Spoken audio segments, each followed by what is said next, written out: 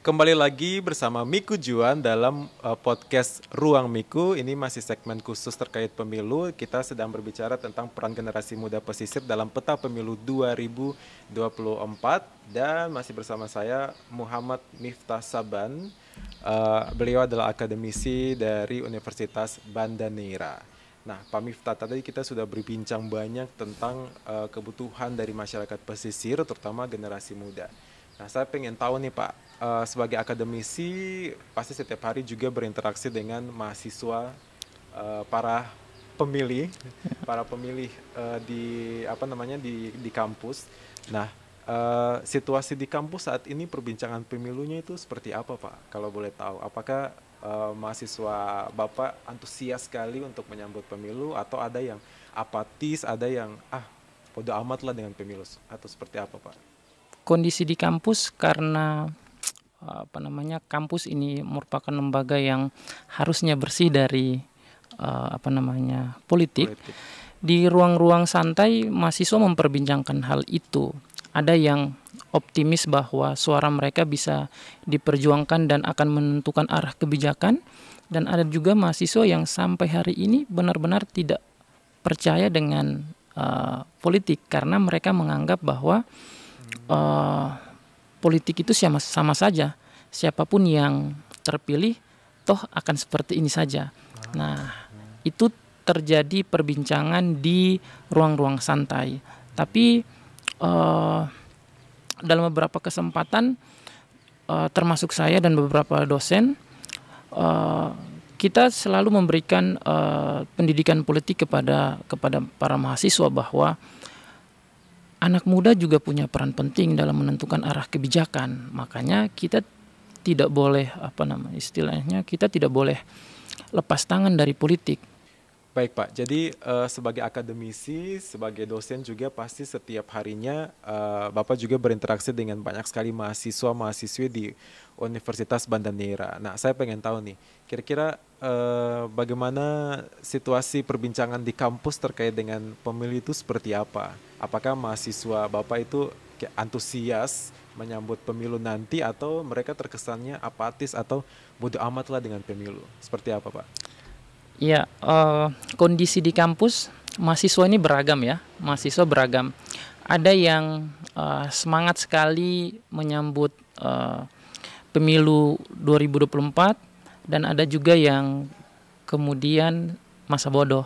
Nah, yang semangat ini bahkan mereka mau terlibat aktif untuk menjadi penyelenggara. Ada beberapa dari mereka yang kemudian mendaftarkan diri di PPS maupun di Panwas itu karena mereka menganggap bahwa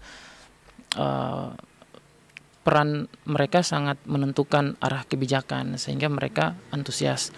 Tapi ada sebagian juga dari mahasiswa yang sampai hari ini karena ulah beberapa oknum kepala daerah, kemudian anggota dewan yang istilahnya dalam tanda kutip tidak becus lah seperti itu, karena akibat beberapa oknum itu kemudian ada juga mahasiswa yang pesimis, patah hati gitu mereka ya. Iya, karena menganggap siapapun yang jadi ya sama saja keadaannya. Kita seperti ini, makan cari sendiri, minum cari sendiri. Nah, tapi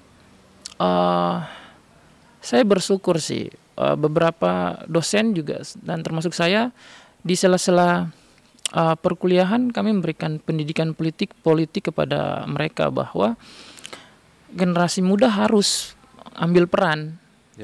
Generasi muda harus ambil peran dalam politik 2024 karena kalau kita tidak mengambil peran dalam pemilu 2024 ini sayang sekali karena berdasarkan data jumlah pemilu 2024 itu kan didominasi oleh anak-anak muda.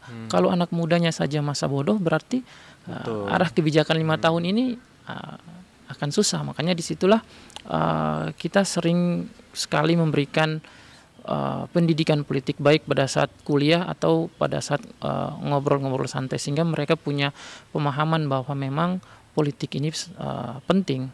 Ya. seperti Nah, itu. tadi Pak Miftah mengatakan kalau perbincangan politik di kalangan anak muda, mahasiswanya Bapak itu biasanya terjadi di ruang-ruang santai. Ya.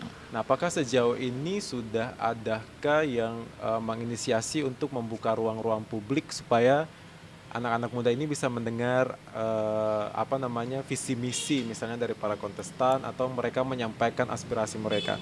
Apakah sejauh ini di Banda Neira sudah ada atau belum? Iya,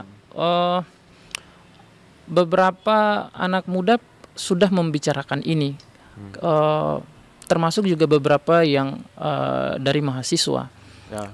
Di tingkat BEM juga mereka sudah membicarakan bagaimana kemudian kita bisa mengawal politik atau pemilu di tahun 2024. Makanya beberapa anak muda dan juga mahasiswa yang terlibat dalam BEM itu mereka pernah membicarakan bagaimana kemudian kita mengundang para calon-calon legislatif ini, kemudian kita dudukan dalam satu forum, kemudian adu gagasan, sehingga di situ kita bisa lihat mana calon-calon legislatif yang kemudian menjadi pilihannya. Ya. Cuman memang terkendalanya saya kurang tahu ya, mungkin mereka kesulitan memulainya dari mana, Ya. sehingga ide itu sampai hari ini belum terrealisasi. Padahal dari beberapa anak muda dan mahasiswa yang tergabung di BEM, mereka sudah membuat wacana itu. Ya.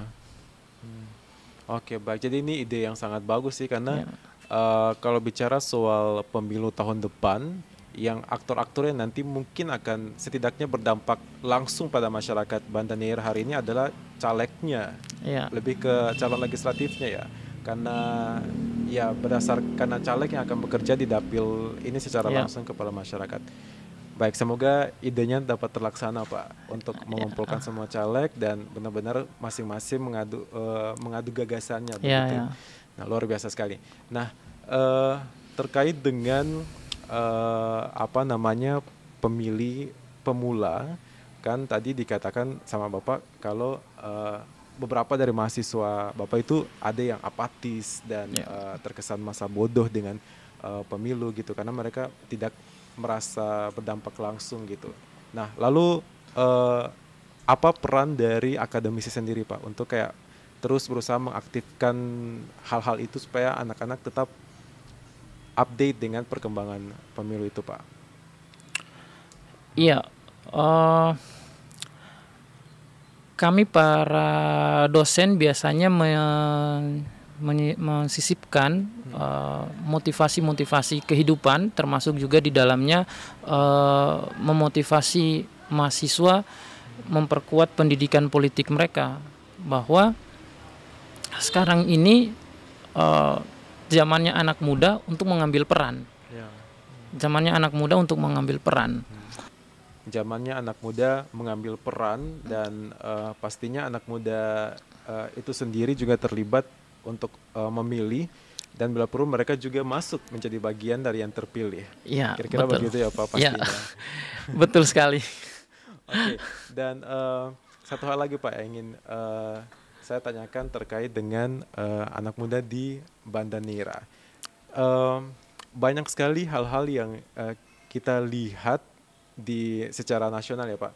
Biasanya itu kalau pemilu banyak sekali isu-isu hoaks yang menyebar di sana-sini di sosial media dan biasanya juga mempengaruhi anak muda. Nah, bagaimana dengan anak muda pesisir di pulau-pulau kecil yang ada di Kepulauan Banda sendiri Pak? Apakah cara mereka mengikuti perkembangan pemilu itu seperti apa Pak? Apakah ada isu-isu yang sama ataukah berbeda? Ya, anak muda Banda sebenarnya beragam ya. Ada yang kemudian menanggapi isu itu ketika ada isu yang berkembang, kemudian itu menjadi isu yang kemudian mereka diskusikan. Ya. Jadi mereka mendiskusikan apakah hal ini kemudian benar adanya atau tidak. Tapi ada juga kemudian anak muda yang terprovokasi dan kemudian mempercayai isu-isu itu.